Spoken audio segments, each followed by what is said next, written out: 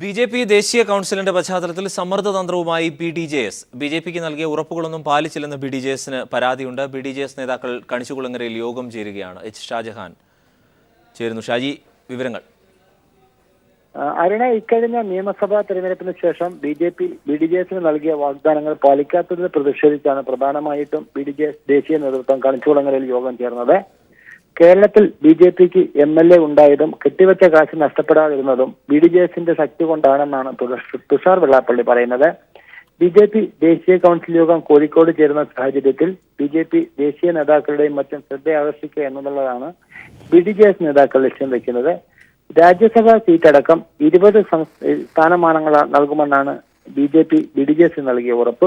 എന്നാൽ പലതവണ ബി.ജെ.പി. ദേശീയ അധ്യക്ഷനുമായി ചർച്ച നടത്തിയിട്ടും പ്രയോജനമുണ്ടാകാത്ത സാഹചര്യത്തിലാണ് 25-26 തീയതികളിൽ പ്രധാനമന്ത്രിയുമായി ചർച്ച നടത്താൻ ബി.ഡി.ജെ.എസ് നേതാക്കൾ തീരുമാനിച്ചിരിക്കുന്നത്. കോഴിക്കോട് നടക്കുന്ന ബി.ജെ.പി. ദേശീയ കൗൺസിൽ യോഗത്തിൽ SNDP യോഗം ജനറൽ സെക്രട്ടറിയെ ക്ഷണിച്ചുവെങ്കിലും അദ്ദേഹം പങ്കെടുക്കത്തില്ല എന്നുള്ളതും വ്യക്തമാക്കിയിട്ടുണ്ട്. ഇത്തരത്തിൽ SNDPയും അതല്ലെങ്കിൽ ബി.ഡി.ജെ.എസും ബി.ജെ.പിയുമായിട്ടുള്ള ചർച്ചകൾ കാര്യമായ രീതിയിൽ പുരോഗമിക്കുന്നില്ലാത്ത സാഹചര്യത്തിലാണ് ഇത്തരത്തിലൊരു യോഗം ഇന്ന് ചേർന്നത്. ഷാജഹാൻ വിവരങ്ങൾ നൽകിയത്.